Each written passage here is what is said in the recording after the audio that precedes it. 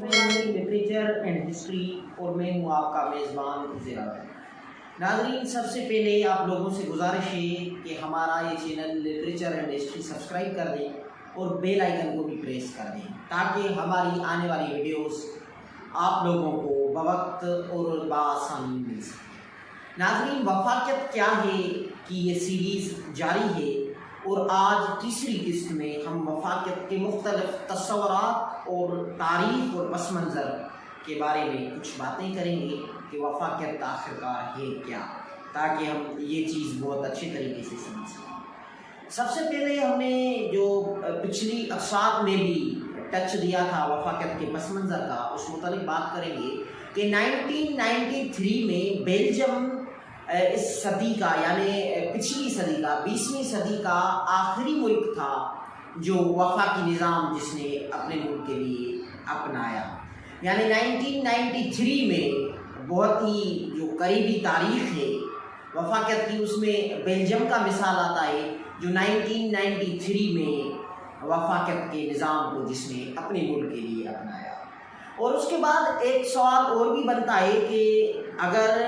UN میں registered ممالک 194 ہیں تو صرف 28 ممالک میں ہی وفاقیت کیوں ہے،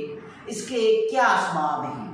تو اس متعلق بھی ہم بات کریں گے اور وہ جو سبب ہیں وہ بھی ہم گنیں گے۔ تو سب سے پہلا سبب یہ ہے کہ وہ ملک یا معاشرہ جو ڈائیورس ہوتا ہے، جہاں ڈائیورسٹی ہوتی ہے، جہاں ایک قوم نہیں رہتی، ایک سے زیادہ اقوام، ایک سے زیادہ مذاہب سے تعلق رکھنے والے لوگ، ایک سے زیادہ نسل سے تعلق رکھنے والے لوگ اور مختلف ثقافتوں سے تعلق رکھنے والے لوگ رہتے ہیں، وہاں وفاقیت کا ہونا ضروری ہوتا ہے، ورنہ دوسری صورت میں وہ جو ملک ہے وہاں دوسرے جو بحران ہیں وہ جنم لیں گے اور قوموں کی ڈائیورسٹی کا انکار کیا جائے گا۔ اور دوسرا ایلیمنٹ یہ ہے کہ وہ ممالک جہاں آبادی بہت زیادہ ہے، پاپولیشن بہت زیادہ ہے، یا ایریا جن ممالک کی بہت زیادہ ہے، اراضی بہت زیادہ ہے، وہاں بھی وفاقیت کا ہونا ضروری ہے۔ یہ بھی ایک سبب ہے وفاقیت کے نظام کو اپنانے کا۔ اور تیسرا سبب یہ ہے کہ وہ ممالک جو مرکزیت پسند یعنی سینٹرلائزیشن سے عدم مرکزیت کی طرف، ڈی سینٹرلائزیشن کی طرف آنا چاہتے ہیں اور اپنے ملک میں شامل ہونے والی ریاستوں کو صوبائی خود مختاری دینا چاہتے ہیں، وہ ممالک بھی وفاقیت کی طرف رجوع کرتے ہیں اور وفاقی نظام کو اپنے ملک کے لیے اپناتے ہیں۔ اور اس کے ساتھ جو چوتھا سبب ہے وہ ہے اگر کسی ملک میں قومی تضاد ہے اور قومی سوال ہے اور وہ حل نہیں ہو رہا اور مختلف جو اقوام ہیں ان کا آپس میں جھگڑا ہے اور اگر ایک قوم دوسری قوم کا استحصال کرتی ہے تو اس مسئلے اور اس تضاد کے حل کے لیے بھی وفاقی نظام کو اپنایا جاتا ہے۔ اور اس کے علاوہ وہ ممالک جو ابھی نزدیک وقت میں یا قریبی تاریخ میں گھروں لڑائی سے آزاد ہوئے ہیں، اندرونی تضادات سے آزاد ہوئے ہیں، وہ بھی وفاقیت کے نظام کی طرف رجوع کر رہے ہیں۔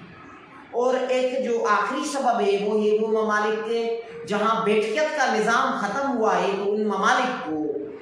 بیٹھیت کے نظام سے ورثے میں وفاقیت کا نظام ملا ہے۔ اور پاکستان اور ہندوستان کا مثال ان ممالک میں آتا ہے جن ملکوں نے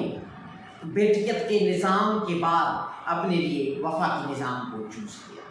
تو یہ تھے 6 اسباب وفاقی نظام کو کیوں کوئی معاشرہ جو ہے وہ سلیکٹ کرتا ہے اور کیوں اس کی ضرورت ہے۔ اور اس کے بعد ایک اور چیز ہم ذکر کریں گے کہ کیا وفاقی جو نظام ہے وہ قوم پرستی کے تصور کو مسترد کرتا ہے یا نہیں۔ پہلے بھی ہم یہ ذکر کر چکے ہیں کہ وہ قوم پرستی جو علیحدگی پسند قوم پرستی ہے یا وہ قوم پرستی جو قوموں کے ساتھ نفرت پر مبنی ہے، وفاقی نظام ان دونوں قوم پرستی کے نظریات کو ریجیکٹ کرتا ہے، کیونکہ وفاقی نظام اتحاد پر مبنی ہے اور قوموں کو آپس میں جوڑنے کا ایک نظام ہے۔ اس لیے وفاقی نظام وہ قوم پرستی جو نفرت پر مبنی ہے اس کو ریجیکٹ کرتا ہے۔ اور وفاقی نظام میں ڈائیورسٹی کا بہت بڑا احترام ہوتا ہے، وہاں جمہوریت کا عنصر ہوتا ہے، آئین ہوتا ہے، اور وہی کامیاب وفاقیت کی ضمانت ہے۔ اور خاص طور پر قوموں کی ڈائیورسٹی کو مانا جاتا ہے اور وہاں صوبائی خود مختاری ہوتی ہے، اس لیے وفاقی نظام ایک کامیاب نظام بنتا ہے۔ اس کے علاوہ جیسا کہ ہم نے پہلے بھی ذکر کیا تھا کہ قوم پرستی کے دو نظریات ہیں، ایک ہے وطن دوست قوم پرستی، دوسری ہے شاونسٹ قوم پرستی۔ اس کو ہم ایسے بھی سمجھ سکتے ہیں کہ قوم پرستی اور نسل پرستی میں، یعنی نیشنلزم میں اور ریسزم میں فرق کرنا چاہیے۔ بہت کم لوگ ہیں جو اس فرق کو سمجھتے ہیں، ورنہ ان دونوں تصورات کو آپس میں ملا جلا کر پیش کیا جاتا ہے، لیکن نیشنلزم اور ریسزم ایک دوسرے کے بالکل اپوزٹ ہیں۔ نیشنلزم جو وطن دوست نیشنلزم یا قوم پرستی ہے، اس کا مطلب ہے کہ ہر قوم آزاد ہونی چاہیے، ہر قوم کو جمہوری، آئینی، سیاسی، ثقافتی اور معاشرتی آزادی اور خود مختاری ملنی چاہیے۔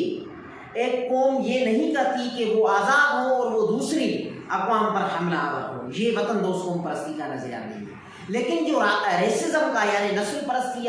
کا یا شاونسٹ قوم پرستی کا نظریہ ہے، وہ یہی کہتا ہے کہ اگر ایک مخصوص قوم اپنے آپ کو افضل اور برتر سمجھے اور دوسری اقوام پر قبضہ کر لے تو یہ ہے شاونسٹ نقطۂ نظر قوم پرستی کا، جس کو نازیزم یا فاشزم بھی کہا جاتا ہے اور جس کو ریسزم کا نظریہ بھی کے نام سے یاد کیا جاتا ہے۔ اور اس کا مثال ہے ہٹلر کا یہ خیال تھا کہ جرمن قوم جو آریہ نسل پر مبنی ہے وہ دنیا کے سارے اقوام سے اعلیٰ اور افضل ہے، اس لیے جرمن قوم کو یہ حق حاصل ہے کہ جرمن قوم دوسرے اقوام پر حکمرانی کرے اور ان کا استحصال کرے۔ اور اس ہٹلر کے نظریے کے بدولت سیکنڈ ورلڈ وار چھڑ گئی اور اس میں اسٹالن اور سوویت یونین کی بہادری سے اور ان کی حکمت عملی سے ہٹلر کو شکست ہوئی اور یورپ میں قوم پرستی کا یہ شاونسٹ نظریہ ہمیشہ کے لیے دفن ہو گیا۔ اور ایاز علی اپنے کتاب پاکستان میں وفاقیت کا مسئلہ اور قومی خود مختاری اور قومی سوال میں لکھتے ہیں کہ یورپ میں وفاقیت کا نظام جب ابھرا تو اس کا ایک سبب یہی تھا کہ یورپ کے لوگوں کا خیال تھا کہ یہ جو نظریہ ہے ہٹلر کا، یعنی دوسری اقوام پر حملہ آور ہو کر ان کو غلام بنانے کا یہ جو نظریہ ہے، اس کو اگر کچلنا ہے اور ختم کرنا ہے تو اس کے لیے وفاقیت کے نظام کو ابھرنا ہوگا، کیونکہ وفاقیت کا نظام جو ہے وہ قوموں کی برابری کی بات کرتا ہے اور قوموں کے اتحاد اور امن اور شانتی کی بات کرتا ہے۔ تو ایاز علی کا خیال ہے کہ وفاقیت کے نظام کو دنیا میں پاپولر ہونے کا اور یورپ کی طرف سے خاص طور پر وفاقیت کے نظام کو عام کرنے کا ایک سبب یہ بھی ہے کہ انہوں نے ہٹلر کی فاشزم کا مقابلہ کرنا تھا انہوں نے۔ اور یہ بھی بات کہی جاتی ہے وفاقیت کے بارے میں کہ یورپ کے وہ ممالک جو سرمایہ دار ممالک ہیں اور سامراجی ممالک ہیں، وہ دیکھ رہے تھے کہ تیسری دنیا میں مارکسزم کے اثر کے تحت یا قوم پرستی کے اثر میں مختلف تحریکیں چل رہی ہیں اور قومیں آزاد ہو رہی ہیں، تو اس مقصد کے لیے انہوں نے وفاقیت کے نظام کو لایا تاکہ جو اقوام ہیں اور نسل ہیں اور خاص طور پر وہ جو قومیں جو مظلوم ہیں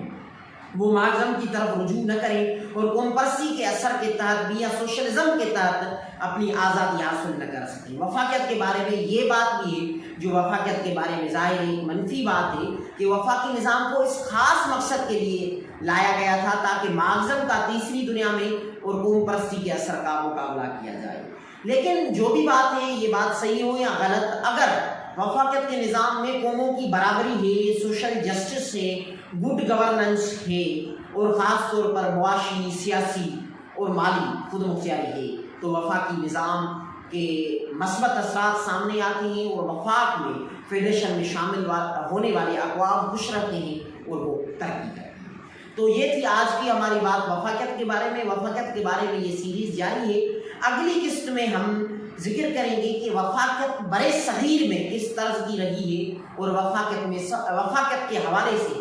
سب سے پہلے کس پارٹی نے اور کن افراد نے وفاقیت کے نظام کو ترجیح دی تھی اور وفاقیت کا مطالبہ کیا تھا۔